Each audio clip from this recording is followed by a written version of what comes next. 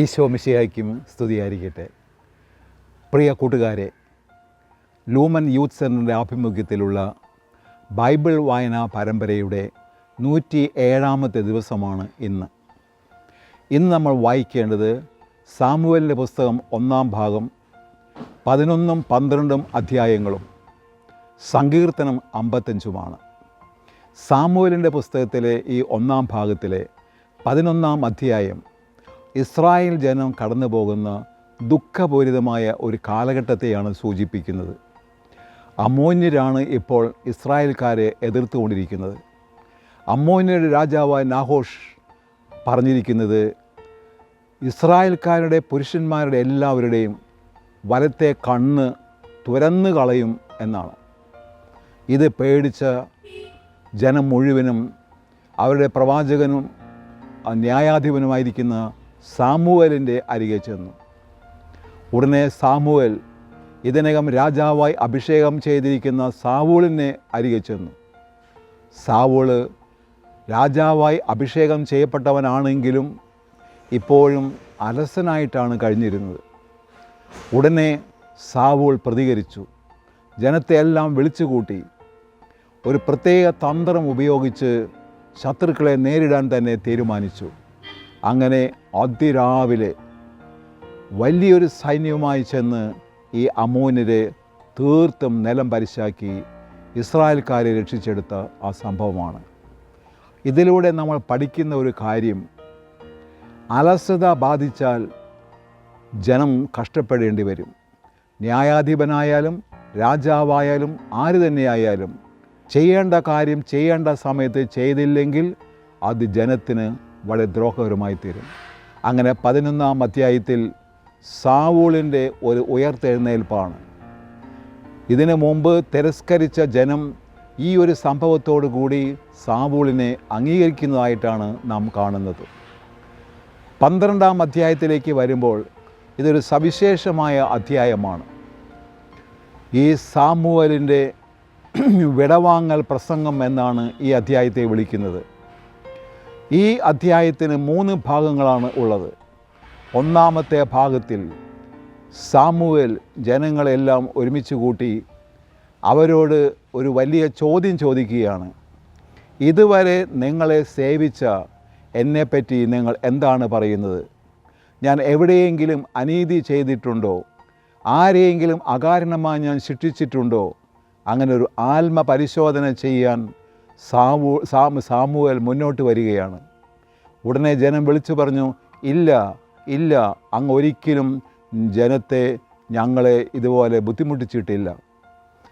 അങ്ങനെ സ്വയം ഒരു ആത്മശോധന ചെയ്ത് തൃപ്തനായ സാമുവേൽ 2-ാമത്തെ ഭാഗത്തിലേക്ക് വരുമ്പോൾ ജനങ്ങളോട് പറയുകയാണ്, നിങ്ങൾ തെറ്റ് ചെയ്തവരാണ്, ദൈവത്തിനെതിരെ നിങ്ങൾ തെറ്റ് ചെയ്തവരാണ്, നിങ്ങൾ രാജാവിനെ അനുസരിച്ചില്ല, അതുകൊണ്ട് നിങ്ങൾ ശിക്ഷിക്കപ്പെടേണ്ടി വരും.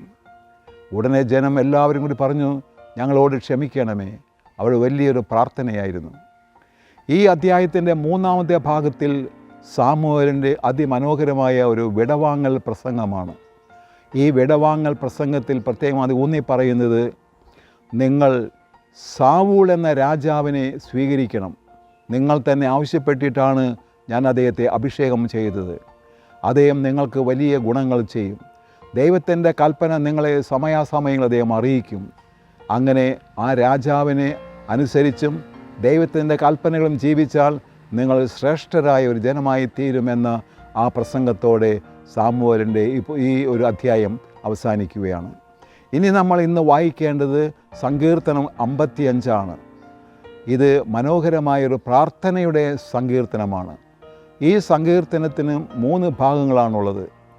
ഈ സങ്കീർത്തനത്തെ പറയുന്ന മറ്റൊരു പേര് വഞ്ചിക്കപ്പെട്ട മനുഷ്യൻ്റെ പ്രാർത്ഥന എന്നാണ്, അല്ലെങ്കിൽ ദാവീദിൻ്റെ പ്രാർത്ഥനാ ഗീതം എന്നാണ് പറയുന്നത്. 1-ാമത്തെ ഭാഗത്തിൽ 1 മുതൽ 8 വരെയുള്ള ഭാഗത്ത് സങ്കീർത്തകൻ ഒരു പ്രാർത്ഥനയോടെയാണ് ആരംഭിക്കുന്നത്. ദൈവമേ, എൻ്റെ മേൽ കരുണ തോന്നണമേ, ഞാൻ വളരെയേറെ ഭയചകിതനാണ്, എനിക്ക് ചുറ്റും ശത്രുക്കളാണ്, അതുകൊണ്ട് എന്നെ രക്ഷിക്കണമെന്ന പ്രാർത്ഥനയോട് കൂടിയിട്ടാണ് 1-ാം ഭാഗം ആരംഭിക്കുന്നത്. അദ്ദേഹം ഈ സങ്കീർത്തകനും അല്ലെങ്കിൽ പ്രാർത്ഥിക്കുന്ന വ്യക്തിയും വളരെയേറെ പ്രയാസപ്പെടുന്ന അവസരത്തിലാണ് ഈ പ്രാർത്ഥന. രണ്ടാമത്തെ ഭാഗത്തിലേക്ക് വരുമ്പോൾ 8 മുതൽ 15 വരെയുള്ള ഭാഗത്തിൽ സങ്കീർത്തകൻ പറയുന്നത് തനിക്ക് ചുറ്റുമുള്ള ശത്രുക്കളെ പറ്റിയാണ്. തനിക്ക് ചുറ്റും ഒരുപാട് ശത്രുക്കൾ അണിനിരന്നിരിക്കുന്നു. ഞാൻ വളരെയേറെ തിരസ്കരിക്കപ്പെട്ടിരിക്കുന്നു, ആരും എന്നെ പരിഗണിക്കുന്നില്ല. അവിടെയും ഇദ്ദേഹത്തിൻ്റെ പ്രാർത്ഥന വളരെ മനോഹരമാണ്. മൂന്നാമത്തെ ഭാഗത്തിൽ, ഈ സങ്കീർത്തനത്തിൻ്റെ മൂന്നാമത്തെ ഭാഗത്തിൽ പറയുന്നത് താൻ സ്നേഹിച്ചിരുന്ന തൻ്റെ കൂട്ടുകാർ തന്നെ ചതിച്ചിരിക്കുന്നു, ഞാനൊരു വഞ്ചിക്കപ്പെട്ട മനുഷ്യനായി മാറിയിരിക്കുന്നു, അതുകൊണ്ട് ദൈവമേ അങ്ങ് മാത്രമാണ് എൻ്റെ അവലംബം. ഈ സങ്കീർത്തനം അവസാനിക്കുന്നത് വലിയൊരു ഉദ്ബോധനവുമായിട്ടാണ്. ദൈവത്തെ സമീപിക്കുക, നീ ദൈവത്തിൻ്റെ അരികിൽ വന്ന് നിൻ്റെ ഭാരമെല്ലാം ഇറക്കി വയ്ക്കുക, ദൈവം നിനക്ക് താങ്ങും തണലുമായിരിക്കും. അങ്ങനെ ഈ സങ്കീർത്തനം പ്രത്യാശയുടെ സങ്കീർത്തനമായിട്ട് അവസാനിക്കുകയാണ്. ഇത്രയും കാര്യങ്ങളാണ് ഇന്ന് നമ്മൾ വായിക്കേണ്ടത്. ദൈവം അനുഗ്രഹിക്കട്ടെ. അധ്യായം 11. ഏകദേശം 1 മാസം കഴിഞ്ഞ് അമ്മോൻ രാജാവായ നാഹാഷ് സൈന്യസന്നാഹത്തോടെ യാബേഷ് ഗിലെയാദ് ആക്രമിച്ചു. യാബേഷിലെ ജനങ്ങൾ നാഹാഷിനോട് പറഞ്ഞു, ഞങ്ങളോട് സന്ധി ചെയ്താൽ നിന്നെ ഞങ്ങളുടെ രാജാവാക്കാം. നാഹാഷ് പറഞ്ഞു, ഞാൻ നിങ്ങളുടെ ഓരോരുത്തരുടെയും വലത്ത് കണ്ണ് ചൂഴ്ന്നെടുക്കും. ഈ വ്യവസ്ഥയിൽ ഞാൻ നിങ്ങളുമായി ഒരു ഉടമ്പടി ചെയ്യാം. അങ്ങനെ ഞാൻ ഇസ്രായേലിനെ മുഴുവൻ പരിഹാസപാത്രമാക്കും. യാബേഷിലെ ശ്രേഷ്ഠന്മാർ മറുപടി പറഞ്ഞു, ഇസ്രായേലിലെ എല്ലാ ദേശങ്ങളിലേക്കും ദൂതന്മാരെ അയക്കുന്നതിന് ഞങ്ങൾക്ക് 7 ദിവസത്തെ അവധി തരിക. ആരും ഞങ്ങളെ സഹായിക്കാനില്ലെങ്കിൽ ഞങ്ങൾ നിനക്ക് വിധേയരായിക്കൊള്ളാം. ദൂതന്മാർ സാവൂൾ വസിച്ചിരുന്ന ഗിബെയായിലെത്തി വിവരമറിയിച്ചു. ജനം വാവിട്ട് നിലവിളിച്ചു. സാവൂൾ വയലിൽ നിന്ന് കാളകളെയും കൊണ്ടുവരികയായിരുന്നു. ജനം കരയത്തക്ക വിധം എന്തുണ്ടായി എന്ന് അവൻ തിരക്കി. യാബേഷ് നിവാസികൾ പറഞ്ഞ കാര്യം അവർ അവനെ അറിയിച്ചു. ഇത് കേട്ടപ്പോൾ ദൈവത്തിന്റെ ആത്മാവ് അവനിൽ ശക്തമായി ആവസിച്ചു. അവന്റെ കോപം ആളിക്കത്തി. അവൻ ഒരേർ കാളയെ വെട്ടിനുറുക്കി ദൂതന്മാർ വഴി ഇസ്രായേൽ ദേശത്തെല്ലാം കൊടുത്തയച്ചു. സാവൂളിന്റെയും സാമുവേലിന്റെയും പിന്നാലെ വരാൻ മടിക്കുന്നവൻ ആരായാലും അവന്റെ കാളകളോടും ഇപ്രകാരം ചെയ്യുമെന്ന് പറഞ്ഞുവിട്ടു. ഇത് കേട്ട മാത്രയിൽ കർത്താവ് തങ്ങളോട് പ്രവർത്തിച്ചേക്കാവുന്നതോർത്ത് ഭയചകിതരായി അവർ ഒന്നടങ്കം പുറപ്പെട്ടു. സാവൂൾ അവരെ ബസേക്കിൽ ഒരുമിച്ച് കൂട്ടി. ഇസ്രായേലിൽ നിന്ന് 3 ലക്ഷം പേരും യൂദായിൽ നിന്ന് 30,000 പേരും ഉണ്ടായിരുന്നു. യാബേഷ് ഗിലെയാദിൽ നിന്ന് ചെന്ന ദൂതന്മാരോട് അവർ പറഞ്ഞു, നാളെ ഉച്ചയ്ക്ക് മുൻപ് അവർ വിമുക്തരാകുമെന്ന് നിങ്ങളുടെ ജനത്തോട് പറയുക. യാബേഷിലെ ജനങ്ങൾ ഈ വിവരമറിഞ്ഞപ്പോൾ ആനന്ദ തുന്തിലരായി. അവർ നാഹാഷിനോട് പറഞ്ഞു, നാളെ ഞങ്ങൾ നിനക്ക് കീഴ്പ്പെട്ടുകൊള്ളാം. ഇഷ്ടമുള്ളത് ഞങ്ങളോട് പ്രവർത്തിച്ചു കൊള്ളുക. പിറ്റേ ദിവസം പ്രഭാതത്തിൽ സാവൂൾ തന്റെ ജനത്തെ 3 വിഭാഗമായി തിരിച്ചു. ശത്രുപാളയത്തിലേക്ക് പുലരിയിൽ തന്നെ അവർ ഇരച്ചു കയറി അമ്മോന്യരെ ആക്രമിച്ചു.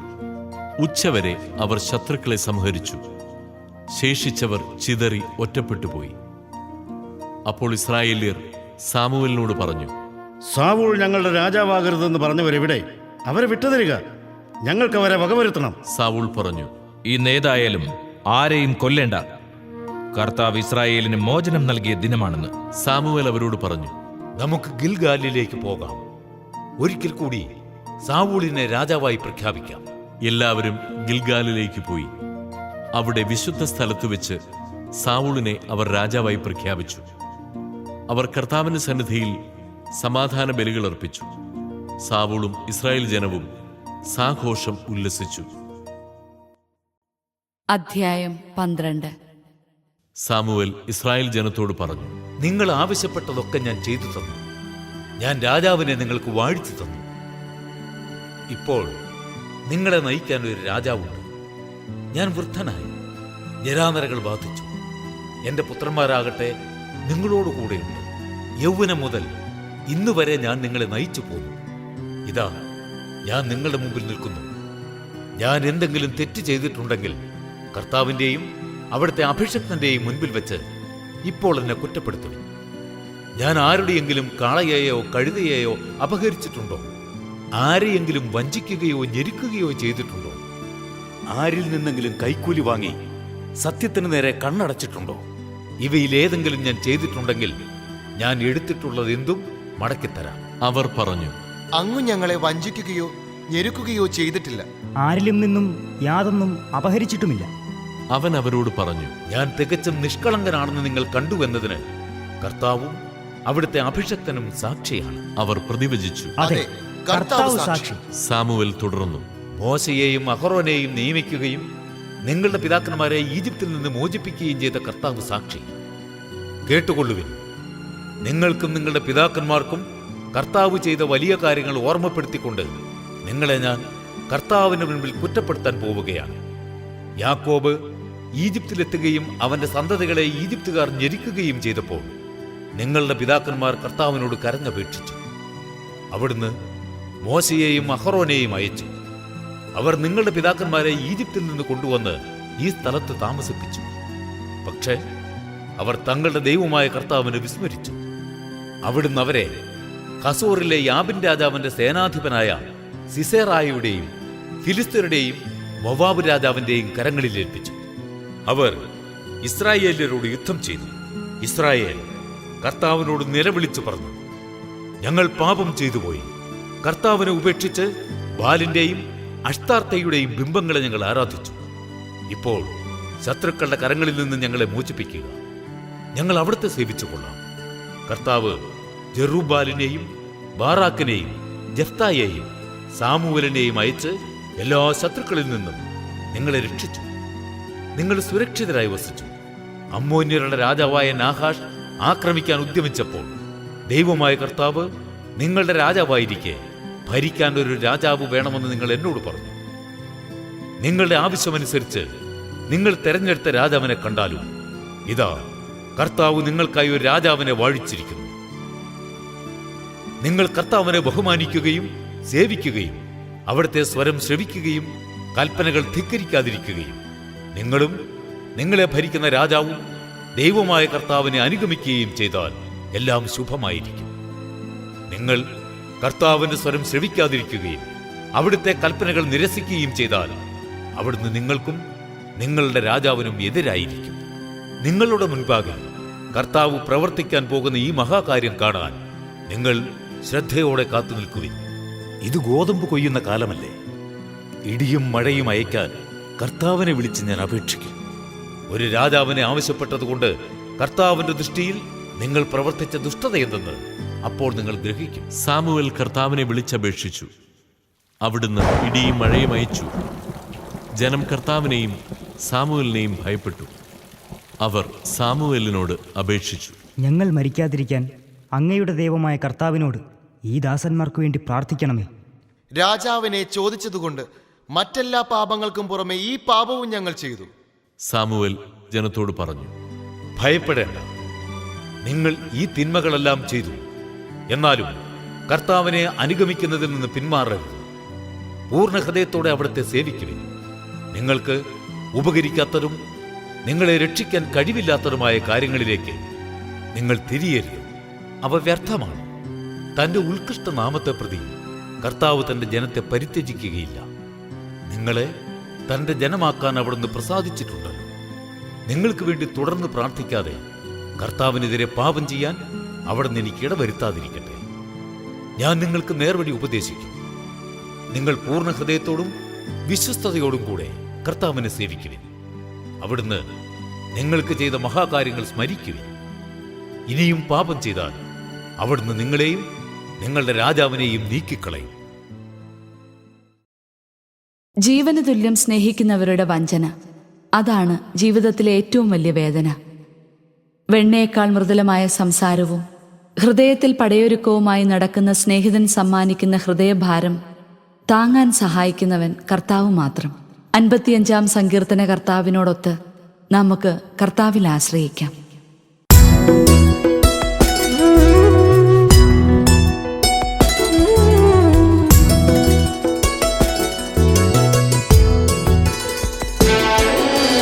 ദൈവമേ, എൻ്റെ പ്രാർത്ഥന കേൾക്കണമേ. എന്റെ യാചനകൾ നിരസിക്കരുതേ. എന്റെ പ്രാർത്ഥന കേട്ടെനിക്ക് ഉത്തരമരുളണമേ. കഷ്ടതകൾ എന്നെ അടിപ്പെടുത്തിയിരിക്കുന്നു. ദൈവമേ, എന്റെ പ്രാർത്ഥന കേൾക്കണമേ. ശത്രുവിൻ്റെ അട്ടഹാസത്താലും ദുഷ്ടരുടെ പീഡനത്താലും ഞാൻ പരിഭ്രാന്തനായിരിക്കുന്നു. അവരെന്നോടു ദ്രോഹം ചെയ്യുന്നു. കോപത്തോടെ എനിക്കെതിരെ ശത്രുത പുലർത്തുന്നു. ദൈവമേ, എൻ്റെ പ്രാർത്ഥന കേൾക്കണമേ.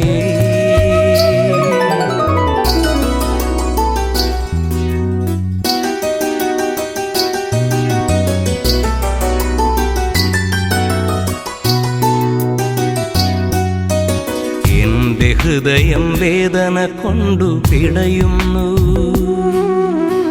മരണഭീതി എൻ്റെ മേൽ നിപതിച്ചിരിക്കുന്നു.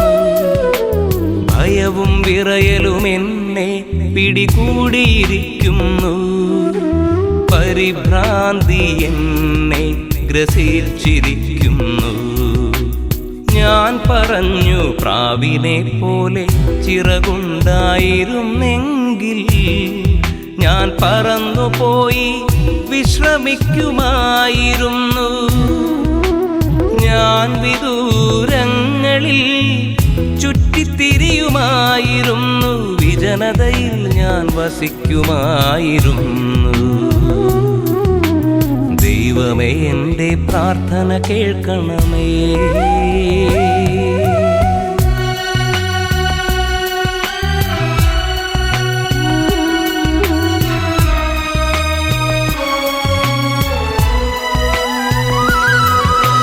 കൊടുങ്കാറ്റിൽ നിന്നും ചുഴലിക്കാറ്റിൽ നിന്നും ബദ്ധപ്പെട്ടകന്നു സങ്കേതം തേടുമായിരുന്നു.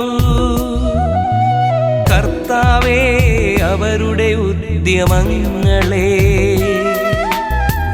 പരാജയപ്പെടുത്തണമേ. അവരുടെ ഭാഷകളെ ഭിന്നിപ്പിക്കണമേ. നഗരത്തിൽ ഞാൻ അക്രമവും കലഹവും കാണുന്നു.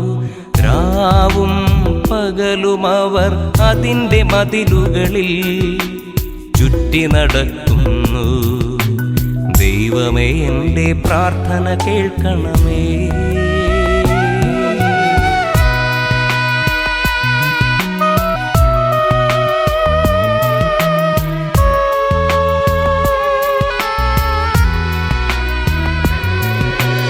അതിൻ്റെ ഉള്ളിൽ ഉപജാപങ്ങളും കുഴപ്പങ്ങളുമാണ്.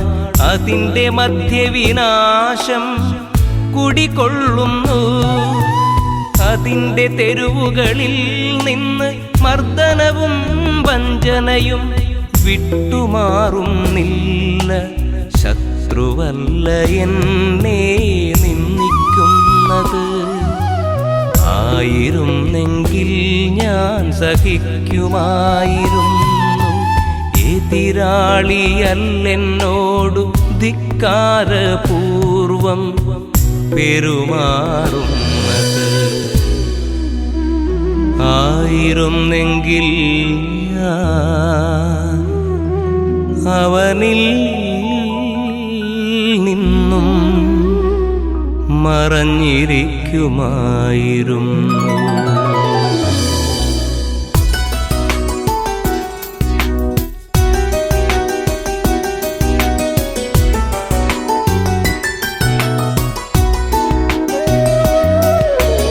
എന്നാൽ എൻ്റെ സഹചരനും ചങ്ങാതിയും ഉറ്റ സ്നേഹിതനുമായിരുന്ന നീ തന്നെയാണതു ചെയ്തത്. നമ്മളുള്ളു തുറന്നു സംസാരിക്കുമായിരുന്നു. നമ്മളും നിച്ചു ദേവാലയത്തിൽ കൂട്ടായി ആചരിക്കുമായിരുന്നു. അവരെ മരണം പിടികൂടട്ടെ. ജീവനോടെ അവർ പാതാളത്തിൽ പതിക്കട്ടെ. അവരുടെ ഭവനത്തിൽ അവരുടെ ഹൃദയത്തിൽ തിന്മ കുടികൊള്ളുന്നു. ദൈവമേ, എൻ്റെ പ്രാർത്ഥന കേൾക്കണമേ.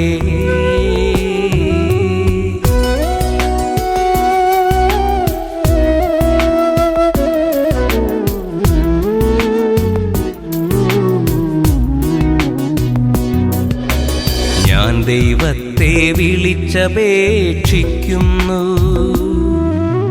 കർത്താവ് എന്നെ രക്ഷിക്കും. സന്ധ്യയിലും പ്രഭാതത്തിലും മധ്യാഹ്നത്തിലും ഞാൻ ആവലാതിപ്പെട്ടു കരയും. അവിടുന്ന് എൻ്റെ സ്വരം കേൾക്കും.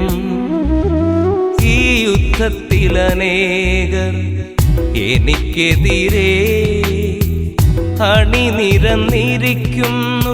അവിടുന്ന് എന്നെ കാത്തുപാലിക്കും. ദൈവമേ, എൻ്റെ പ്രാർത്ഥന കേൾക്കണമേ.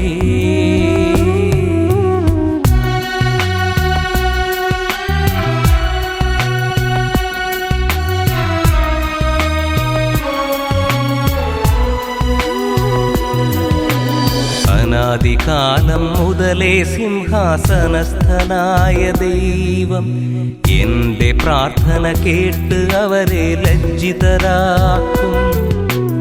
എന്തെന്നാൽ അവർ കൽപ്പന പാലിക്കുന്നില്ല, ദൈവത്തെ ഭയപ്പെടുന്നുമില്ല. എന്റെ കൂട്ടുകാരൻ തൻ്റെ സുഹൃത്തുക്കൾക്കെതിരായി കൈനീട്ടി.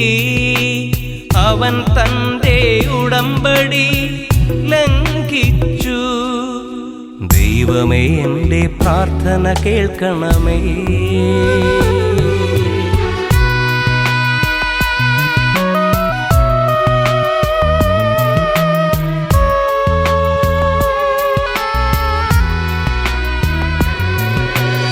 അവന്റെ സംസാരം വെണ്ണയേക്കാൾ മൃദുലമായിരുന്നു.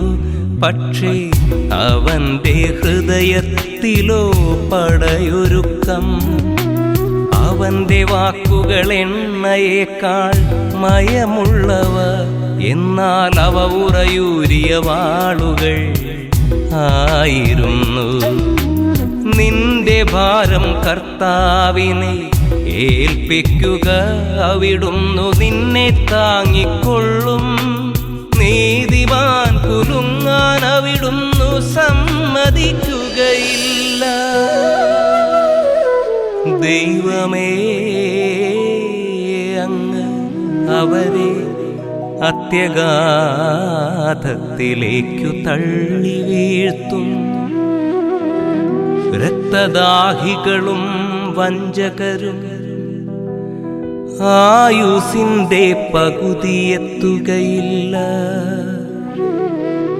എന്നാൽ ഞാൻ അങ്ങയിലാശ്രയിക്കും.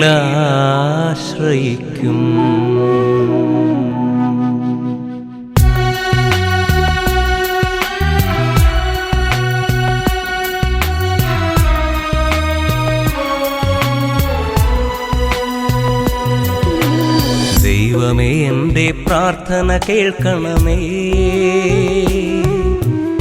എൻ്റെ യാചനകൾ നിരസിക്കരുതേ. എൻ്റെ പ്രാർത്ഥന കേട്ടെനിക്ക് ഉത്തരമരുളണമേ. കഷ്ടതകൾ എന്നെ അടിപ്പെടുത്തിയിരിക്കുന്നു. ദൈവമേ, എൻ്റെ പ്രാർത്ഥന കേൾക്കണമേ.